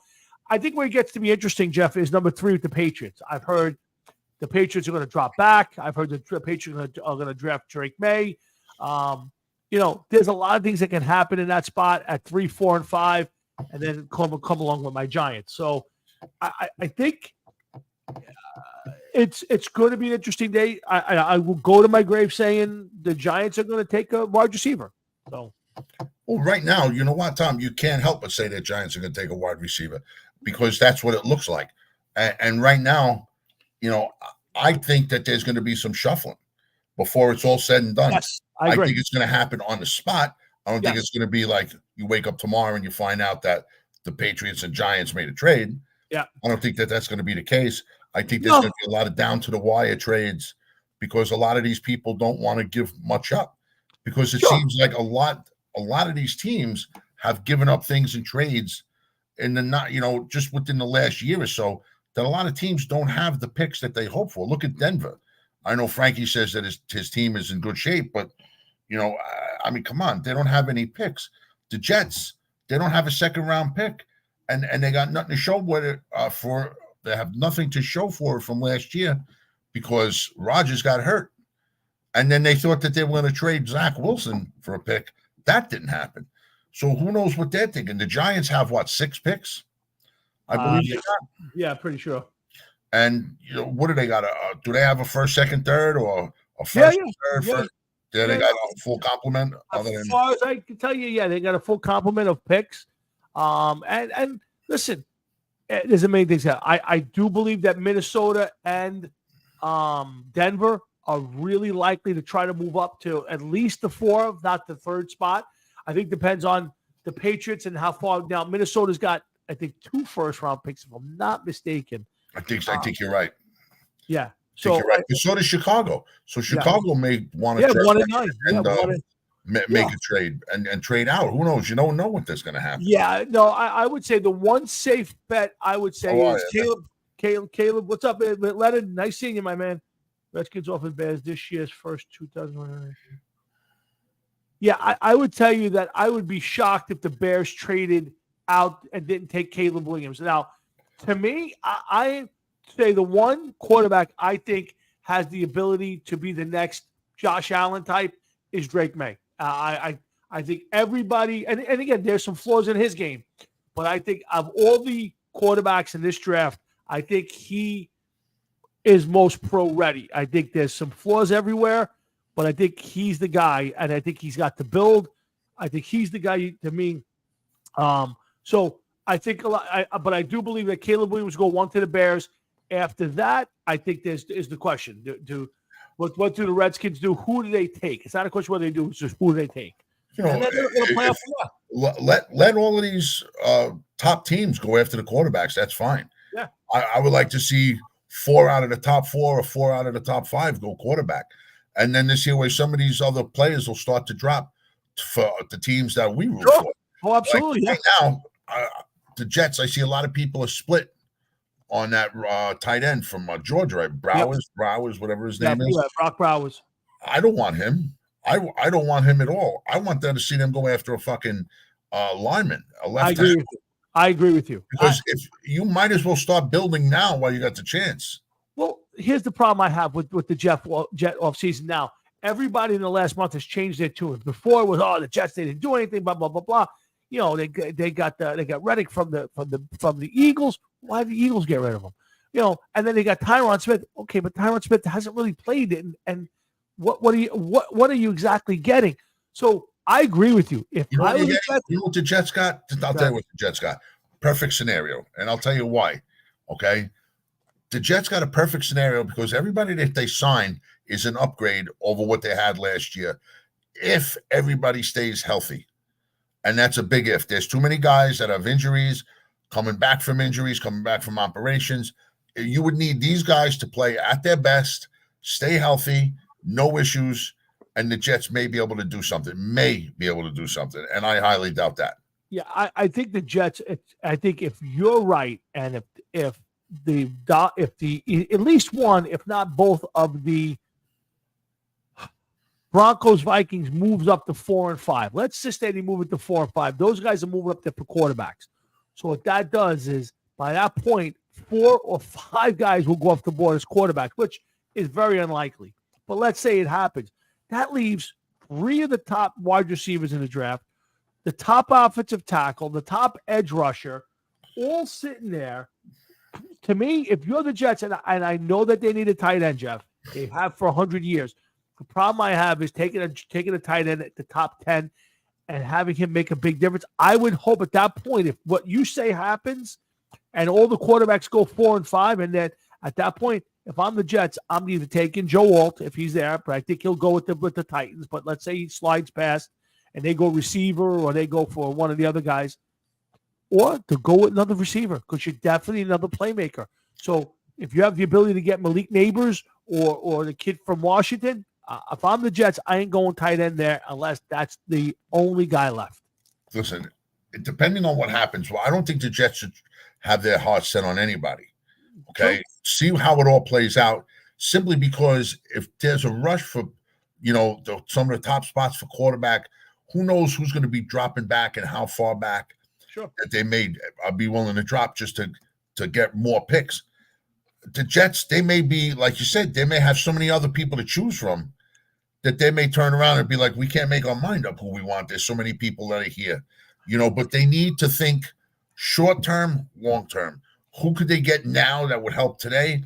And who could they lock in on that's going to be an asset to this team for the next 5, 10, 15 years? And I think that going after an offensive lineman is the way to go. I agree with you. When was the last time a Jets tight end was out there really performing and kicking ass? Somebody made a mention of comparing this guy to Travis Kelce. I don't know. I watched Bowers play. I think he's a really good player. He's definitely, to me, he's almost a guy that's a final piece. If you've got your team and you're just looking for a final piece you need a tight end, I would say yes. The Jets have a few more needs than that, and another big wide receiver would be good. But you're right, a left tackle, which the Jets have not been able to put on the field since Ferguson. Yeah. Ferguson. Yeah. You know what, Frank? Why if you're the Jets, why are you going to pick a quarterback 3rd, 4th, 5th round? What is the point? What is the point of that? To me, that is a wasted pick. He's never getting on the field. Why? You know?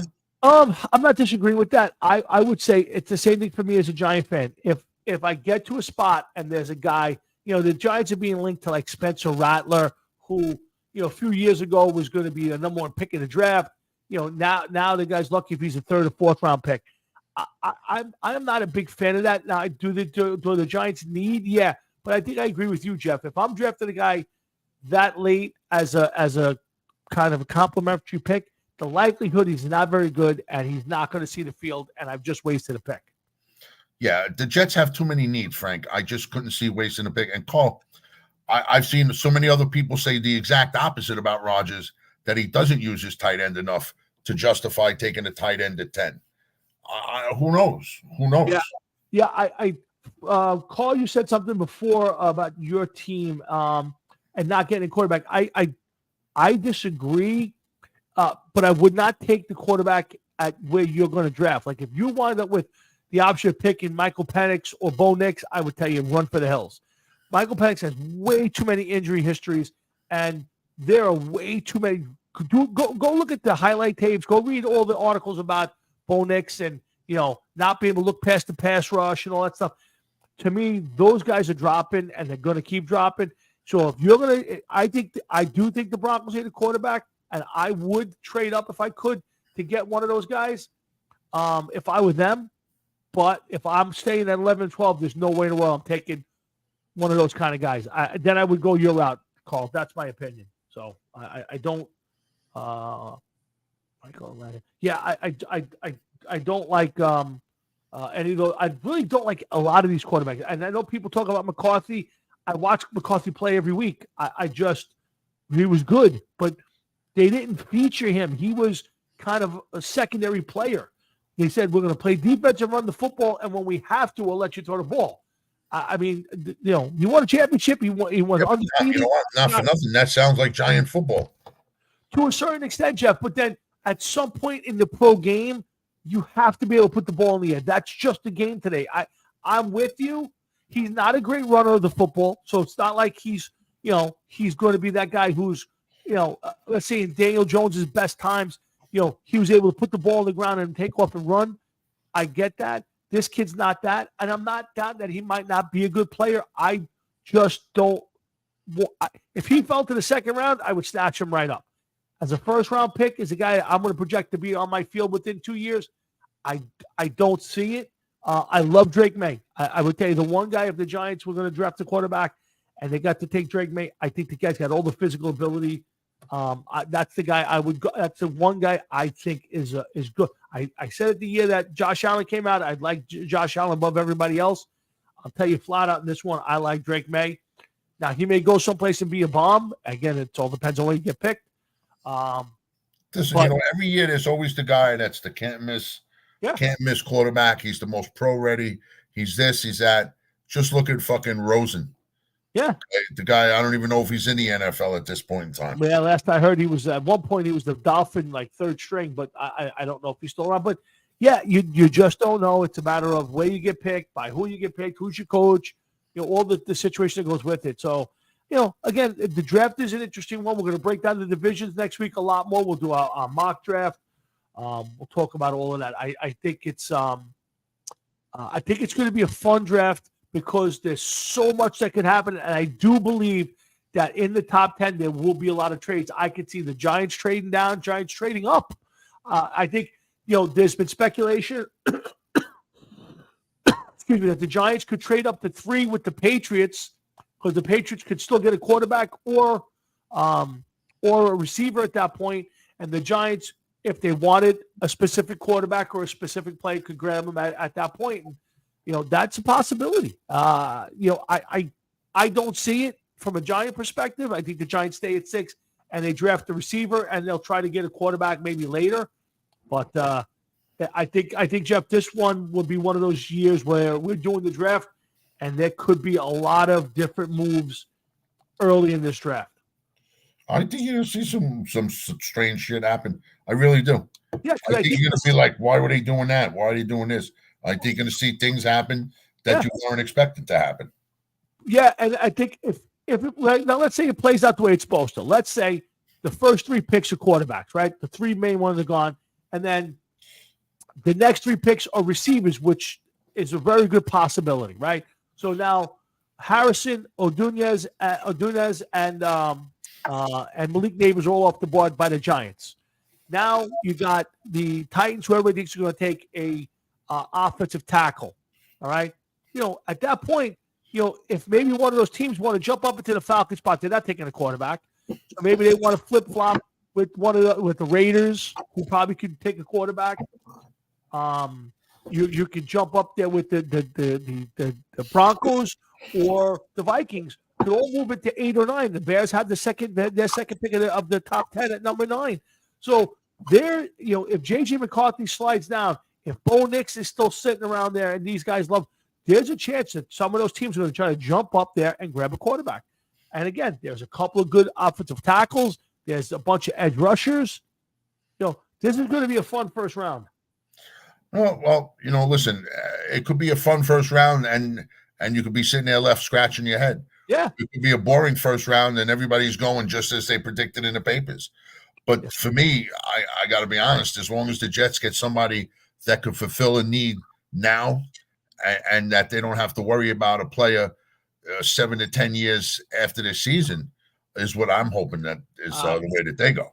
Yeah, and guys, be careful with Dak. I don't get the Dak Prescott thing. The Cowboys are already looking to just jettison this guy. He wins 12 games a year, but he never wins the big one.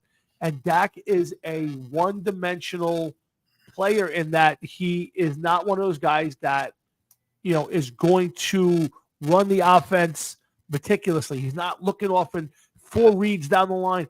He's a guy who's a one and gun and throwing the ball, and he's been surrounded by one of the best offensive lines in football for years, some of the best receiving corps in years, and never comes up with the big game.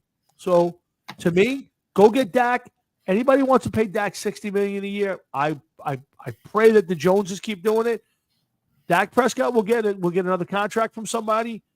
Dak Prescott is not the man, and so, but that's an interesting one. Cards trade Murray to the Vikings on draft day, and they draft. Yeah, again, none of that would surprise me. The fact that the Cardinals, Jeff, gave Kyler Murray that contract after all the bullshit is amazing. So it would not shock me if they trade him. Now, anybody who thinks that Kyler Murray is going to go play for their team and change his spots and become this great quarterback, you're at fool's gold, Jeff. Fool's gold. Yeah, Tom, listen, I hear you, but you know what? Until you know the man and he's playing a couple years, it just goes to show you that in the NFL, here's your chance to get a quarterback. He doesn't have a resume, but you're going to take him anyway. And you think that you're going to sign him. It's expensive now, but in 2 years, it'll be cheap. No. And that's what happens with a lot of these players, a lot of these guys. They try to trade, snag their quarterback of the future now. So we pay now, but in 2 years, when everybody else is making $70 million and our guy's making $55 million, we could say that we got a bargain. You know what I mean? Oh, I got you. Just Knicks going to the half, up 67-48 over the Boston Celtics on the road. Good job by the Knicks in this first half. But yeah, again, to me, all you need to know is that the Cardinals tried to put in a clause in his contract that said he had to watch a certain amount of film every week. You should not have to put that in your starting quarterback, your franchise quarterback's contract, that has to be monitored to watch video of upcoming opponents. To me, that's all you need to tell me. And that good shot by Jalen Brunson, 69-48 Knicks. So, yeah, isn't there something that you would want to think that your quarterback is where he is because he's already doing stuff like that? Yes, that's exactly the point. Yes, I mean, I know your point. I hear you, but I mean, just like to anybody else, it's like, what is he talking about? That is head on, right on the nose. You know, this guy shouldn't be told he's got to watch film. They should turn around and tell him, listen, there's other aspects of the game that you really need to work on too, not just watch film. Exactly. You know? Yeah. To me, that's the easy part. You go home, you throw a couple hours on the thing. They upload it onto your iPad. They send it to you in video. I mean, you watch your opponent. To me, you're at that level. What else are you doing all day? I mean, I don't get it. You know, this is about being better at your craft. And the fact that this team had to try to put in a clause to make him watch video is telling. And if anybody thinks that this guy's changing his spots and you're going to take him and make him into some sort of phenom, that ship has sailed for me. So, but listen, to Carl's point, Jeff, to yours specifically, a million things can happen in this draft. I mean, look at that one year. What's his name? Laramie Tunsil. All of a sudden, somebody drops a video of the guy with the gas mask on, with the pot vapor, whatever it was, and the guy turned into a really good player who's a solid citizen. But because of that, the guy dropped how far? That's just how it goes. And they legalize weed almost everywhere. Yeah. On top of it. So to me, you know, if you're a team, I'll use my Giants. You have a conviction. If you think that player is your guy, go get him. If that's the need you have. For me as a Giant fan, the one big glaring need they have right this minute is an over-the-top receiver. Could they take a quarterback? Sure, they could. Absolutely. It's still a big question. Is it possible? Yes. And if you tell me that the right guy drops to the spot and you're picking him and then you have insurance, go for it. I'm all for it. That's what you got to do. Will it be upsetting to me if Daniel Jones is not the quarterback this year? No, I'm going to root for the Giants no matter who the quarterback is. So, but I think I have faith in Daniel Jones, and I also don't think that there's anybody in this draft that's going to come out and be better than him right now.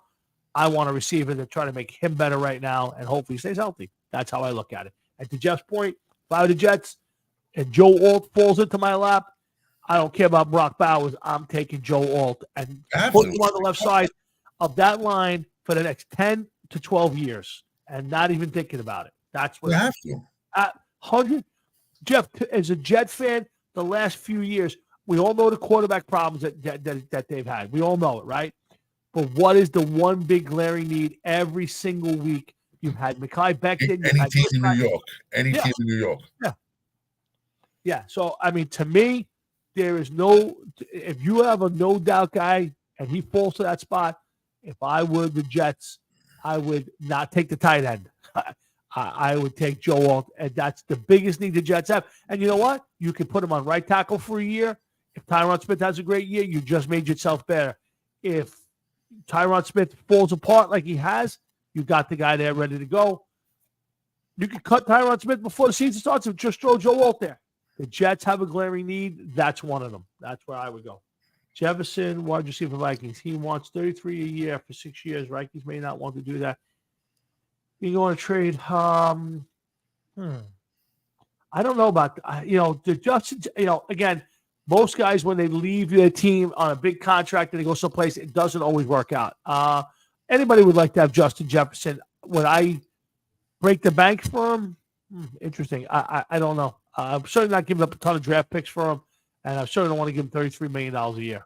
So, listen, if somebody's gonna end up giving it to him, you know that. Yeah, there's no way in the world the Jets should trade up in this draft. They don't. I think he's talking about the Jets trading up. Yeah, that's right. That's what I just said. The Jets should never trade up in this draft because you're banking right now. If you're the Jets, you have to be banking that Aaron Rodgers will be your quarterback not only this year, but this year and next year. So drafting a quarterback that high in the draft is a waste of time. Now, if you tell me it's a one and done for him, I'd have to think about it then. Then I would have to think about it. But again, got to love the quarterback. You can't just draft any quarterback, Jeff. Well, if you don't get some pieces this year and you draft a quarterback, you're just going to go through the same cycle of that you've been going through for how many years, and it's just not going to work out. No, couldn't agree. Could not agree with you more. So it's going to be an interesting draft. We're 2 weeks away. I'm pumped up, as I always am. 25th. I am pumped up for the draft. We've done it. It started out innocently. we happened to be doing the show on Thursday nights, and the draft was on. And I was kind of just talking about the draft as I was watching it on TV. And then we turned it into the NFL draft right here on the show. So every year now, we kind of get together, and we sometimes we have guests, sometimes we don't have guests.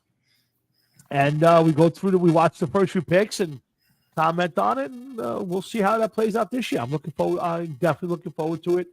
Again, next week will be all football on the show. We'll run through all the divisions, some of the needs, some of the thoughts. We'll give you our mock draft and have some fun with that next week. So let's see what else we got on tap for this week, Jeff. Let me get to my notes. I did notice. I know you don't watch a lot of college sports. I did watch some of the college basketball, and I'm sure you peruse all the ESPNs and stuff. So I'm assuming you got to see a little bit of the highlights or some of the stuff from. I read some of it, but were you talking about the women's side? Yeah, college. Yeah. I found the men's to be very boring this year. I did not watch a lot of it. I didn't watch a lot of the women's either, but I did follow it just to kind of keep the story alive. And I see that Caitlin Clark, she had a great career. I did not come away impressed in the championship game with her. I know you didn't watch it, but I thought, especially late, she was kind of dogging it a little bit. She wasn't following her shot. She missed a couple of big shots, and kind of, I won't use the word dog, but she definitely did not run hard. But now, here's a girl. She's going to be drafted in a couple of weeks, number 1 in the WNBA draft. That season starts soon. And I think 36 of their 42 games, her games, will be nationally televised. They are trying to capitalize on her success and create a buzz for the league. And to be honest with you, Jeff, I don't see it happening. I think it was a good story. I think it was a good run. 18 million people watched the championship game, I think it was, with her and the LSU team. South Carolina team. But I just don't think that people want to watch the women's game. I'm sorry, it's boring. It just is. It's just a boring game. Listen, I don't watch basketball, much less college basketball. I mean, if it's on it just happens to be that I may watch it for a couple minutes, but there's so many teams that it's hard to really, unless you have one specific team that you like to follow. But it had a storyline. Didn't it have something to do with the girls from LSU and them running their mouths last year or something? Well, the same girls involved again. Yeah, Angel Reese and her had, a bit of a rivalry. Obviously, LSU did not make it to the finals. I believe they lost it. It was a big game. Caitlin Clark, came out on top, went to the championship game, and lost against South Carolina. Again, it was good. The story was great. I didn't think the basketball was superb. Now, one thing I will say, I was surprised to hear that the South Carolina basketball team, that their taxi squad, reserve squad, whatever, are all men. So the girls practice occasionally or all the time against men to try to make their game even better, which I think was interesting. I didn't know anybody didn't know there was anything like that. If that's true, I think that's pretty good coaching. And what you could see was that the South Carolina women, to me, were better players, quicker, and it seemed like they were a little stronger than what I watched from the Iowa team, Iowa State. But again, it was good basketball. It wasn't great, and it wasn't something I go, I gotta watch women's basketball now. That's it. This is it. I mean, it just didn't capture me in that way, Jeff. No, I hear you. I don't think it did capture anybody in that way, Tom. But I just think that there was a little bit more of a storyline behind it. Yes. I was going to gather a little bit more. Absolutely. Now, onto the men's side, here's what I'm going to say. For weeks, like 2 or 3 weeks, you got all these games. They're playing games in the middle of the afternoon. They're playing early evening games. All the games are nice and early. You're watching 3 or 4 games a day sometimes. It's amazing, Jeff. Also, they put the championship game on. It's at 9:20 at night start. I turned it on at 9 o'clock, and they're talking for 20 minutes. I fell asleep. Couldn't watch a game.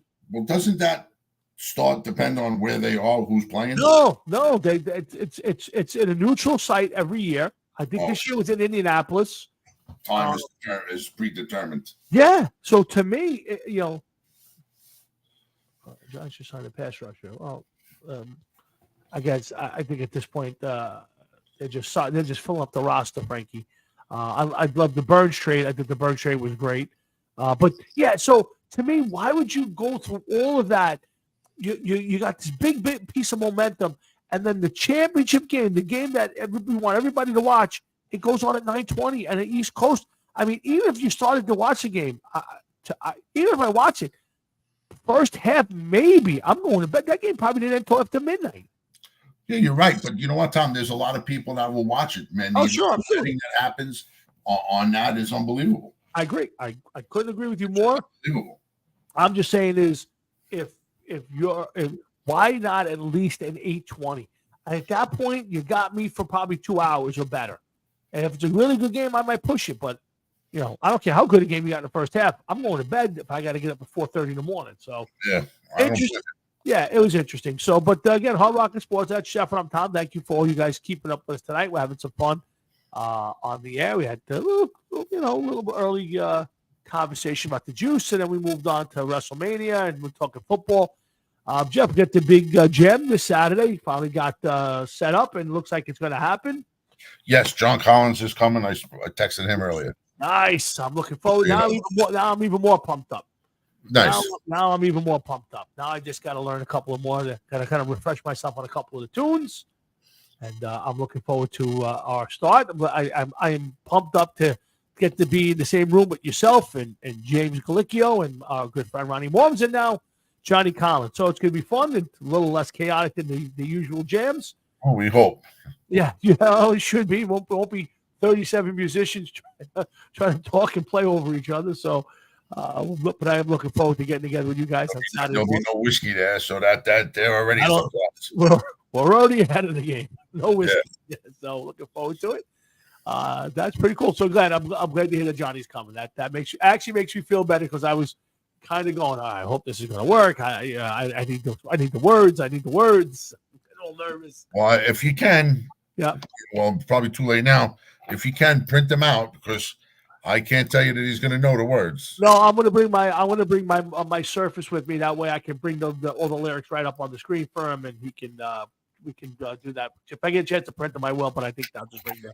He's not the most tech savvy man in the world. So I get it. Be prepared. I would tell you though. I have to tell you, I have been this week extremely nervous about jamming. Why? I don't know. I have to tell you, like, even as much as I played with you and Jimmy,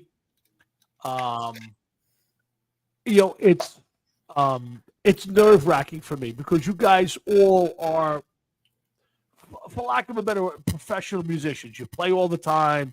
You're in multiple bands. Ronnie Morms to me is basically a professional drummer. The guy is phenomenal. Been phenomenal since I've known him. Years ago. I mean, he was light years ahead of everybody when we were 10 and 11 years old. So it's for me, it's nerve-wracking. Like the December jams, I can kind of get lost in the shuffle a little bit. Bobby Peck's there and Jimmy's there, and I can kind of just be in the background. Like now, it's like the five of us, or with Johnny.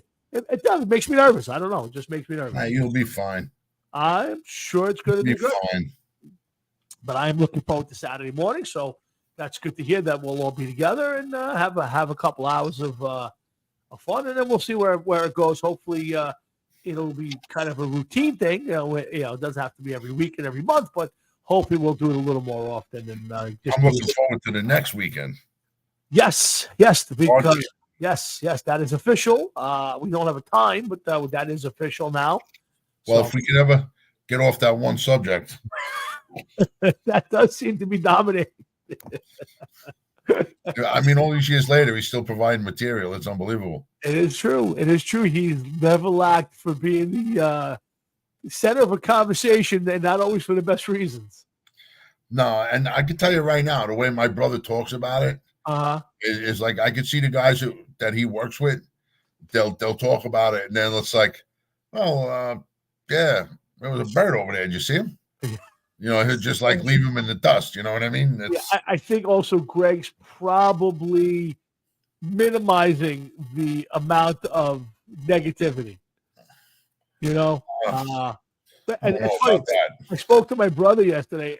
Yesterday he calls me. He goes, "So what's up with you and so and so?" And I went, "How the hell did you know?" He goes, "I talked to Greg. He says he doesn't understand why you and Jeff have a problem with so and so." And I went, "I don't have a problem with the guy. I just don't have any interest in the guy." Which one? My friend from yes, Jenny from the block. Yes, yeah. Oh, I thought the other JT. No. The original up the Jenny from the block guy. Jenny from the block. So I said, I don't have a problem. I don't think Jeff does. He's just become, a non-entity, and I don't have any interest in filtering him back into my life. Again, if I go tell your brother this, Rich. It's like 10 years ago, everybody was buying Paisley jackets. They're not in style no more. Nobody wears Paisley. Everybody wears plaid now. Yep. I got a plaid jacket. I'm good. I don't need Paisley. We don't really throw it completely away because you just never know. But chances are, it's like if we're going to go to the Salvation Army, we'll drop it off. Yeah. Listen, my brother lives on the soapbox. He's forever. Oh, everybody got to get along. Everybody, that's great. From where you're standing, everybody does got to get along, Tom, and everybody should get along. But then there's people that just rub people the wrong way, and they're like, "What else did you bring to the table other than rubbing me the wrong way? Nothing. What is it to get along?" Yeah, it's the truth. So I like I told him, I have no issue if I went to your house or Greg's house, or somebody's house, and this individual was there. No problem. I would not come or I would not leave. But I just don't want to strike up a relationship. That's all. There's no reason for him there. No, I agree with you. But again, I'm just saying that I don't. There are people that I will go out of my way to avoid and not be anywhere near them. There are people, in my life, family, old friends that I will cross the street through a river of tigers and alligators to avoid. But that person's not one of them. It's just inconsequential. So to answer the question that anybody want to know, but we'll get back to Saturday. Any new gigs coming up? You got anything to report? No, nothing. Sadly. Now the big question for me this week, Jeff, is which guitar will I be bringing to the jam? You? Yes. What do you got? Well, I've never played my Kramer, my EVH style Kramer, the Frankenstein knockoff in public. So I've been thinking about bringing it, but that guitar comes with a lot of pressure. You're playing with people you know since you're 13. What kind of pressure is there? Well, I already told you. I already feel pressure just without the guitar, saying, all right, I got to show up with my boys. Now I'm going in there with this professional-looking guitar, and you're going, maybe we'll play that. It's kind of like, you ever like when you were a kid, like there was always the one kid who used to come. There was a guy that it was kind of on the peripheral. I won't use his name, but he was kind of on the peripheral of our crowd. And we would go down to East Shore Little League to play football. And everybody would have like a helmet and shoulder pads and playing in jeans, and the shirt might be like an old sweatshirt type jersey. This guy would show up and he had like the full uniform. Taking the longest to get off the field. Huh? Taking the longest to get on and off the field. Yeah, it just perfect uniform. And then when he went to play, it was like, this guy can't play. He looks the part, but he can't play. So when you show up with that kind of guitar, you go, that guy better be able to play it. And you go, all right, I don't think I can read it. So I'm thinking going straight up Strat this week and having some fun with that. But we'll see. But I'm looking forward to Saturday. I remember when he broke his ankle and they threw him over the fence. I don't think that's the guy I'm talking about. No. I'll send me his name. I am. I'm putting it in the chat right now. Curious. Oh, here we go, man. This is going to be like knowing the first pick before everybody else does. Oh, that guy. Remember that? Yeah, I remember that. Yeah. So that's the guy I'm talking about. He looked, he kind of had the cowboy helmet, the pads, I think it was a Tony Dorsett jersey, the whole bit. And then he just got to it. This guy sucks. Yeah, I remember going out there and playing in mud too, and that's exactly and even like he just took that off the shelf in the store, like it just came out of the box. Yeah, I remember that. Oh, all right, guys, we're gonna wrap it up here. Jeff's tired, I'm tired, and we'll do it. But listen, it's been a great show. This was one of those shows I could do 100 times. Last couple have been really good. A little WrestleMania, a little juice, a little football, and then a little bit of remembrances. So, Jeff, we'll end it right here. What anything you want to talk about? Anything you want to say before we call it a night? No, I'm looking forward to Saturday. Looking forward to the 20th, man. Oh yeah, absolutely. Yeah, now that yes, I'm looking forward to it. We have to officially get a time, and obviously, something after this weekend. Remind me, and I'll send out the text and ask everybody what time they want to do. And okay, and if we're good at 5, are we good at 5 guys playing? See, me, I won't play unless it's at least 5. So it's got to be at least 5. Yeah, I'm not a 4-card guy. I think it's not enough cards on the table, not enough stuff going on. I like 5. I can get us a 6. That's why I'm asking. To me, I'll always say I like 6 because then you get one guy going to the bathroom. Well, somebody's got to leave a little early. You still wind up with 5 guys. So to me, I'm all about the 6. All right, well, let's see what happens. Right. We'll ask everybody if they could pry away from our prior subject. Yes. And try to concentrate on the game, and we'll take it from there. You got it. So all right. So again, thanks to Frank and Carl Graham and Adam Hines and everybody who popped up on there and offline. Thanks to everybody who checked in with us tonight. Thanks to my dad for coming on for a few minutes, and thank you to all you who just were out there listening and giving Jeff and I a little bit of your time and on a Thursday night. So, having nothing else to say, I'll say thank you all for listening. I hope you guys have a great tonight, great tomorrow, a great weekend, and a great week. And we hope you come back here next Thursday night when Jeff and I get to do this all over again. Big football show the next couple of weeks, so make sure you come on back. But in the meantime, for Jeff, myself, and everybody here at the Hard Rock and Sports Show, I say good night and have a great week. Hefe, I'll talk to you up the air. Be good, my brother. All right, my man. Later. Later.